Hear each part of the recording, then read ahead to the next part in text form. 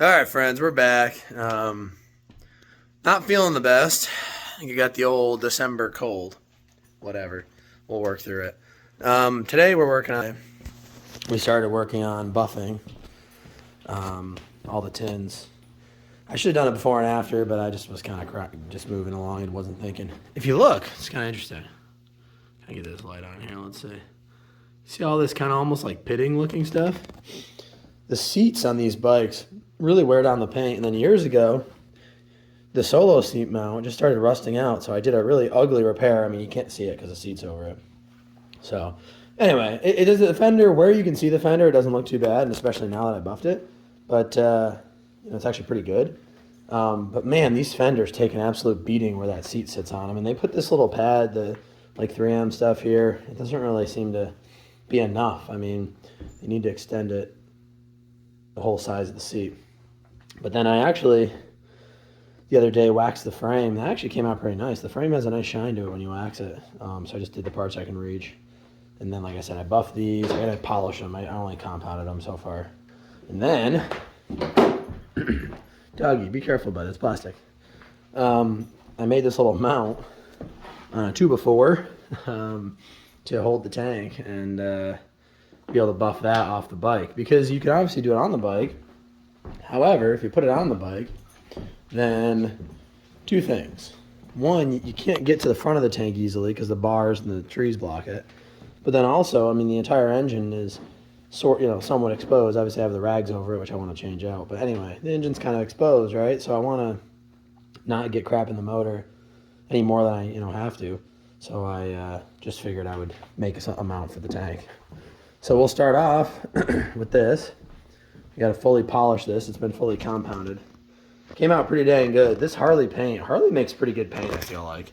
I don't know. I've always had good luck with it. It doesn't scratch super easy. It seems like a really tough clear, and it seems to buff out easy. I mean, look at how clean that got. This is almost 20-year-old paint, and the tanks take a beating on motorcycles because you inevitably hit the gas line hose and all that stuff, and I don't even worry about it because it buffs out like a freaking brand new shine. So I'm really, really pleased with the paint quality on this bike. Honestly, the only paint defects I've ever had, and I touched it up so you might not be able to see it, but the back of the fenders like to rust. It's a very sharp edge, and so the paint doesn't stick super well. So I touched it up a little bit, but there's always, every older Harley's got rust right there. And the tire kicks stuff into it. I'm sure they make some plastic piece you can put under there, but I'm not too worried about it. But yeah, it's really coming along, guys. I got I think I showed this in another video, but I got all my stainless hardware and stuff. We're making dreams come true, friends. So the other thing I got to do, so I have this really redneck way of measuring how my rear tire alignment, but it seems to work. It's a zip tie with a piece of tape on it, and I line it up with the axle nut, or the swing arm nut, bolt, in the center point there, and then I go to here and I can kind of measure it. My tire's a little bit turned, so I must have kind of butchered it a little bit when I put the axle in with the new tire on, which isn't really great. So we're going to fix that, make sure our belt tension's good. And, which actually, yeah, because when the suspension droops on these because of the longer shocks, it gets a little loose at the bottom, but it's pretty good. So anyway, we're going to figure that out. I'll take you along a little bit here, but watching me buff is probably not the most interesting thing in the world, so I might not put the camera on for too much of that. So anyway, guys, catch up with you in a little bit. If you look, guys, after a polish, look at that paint.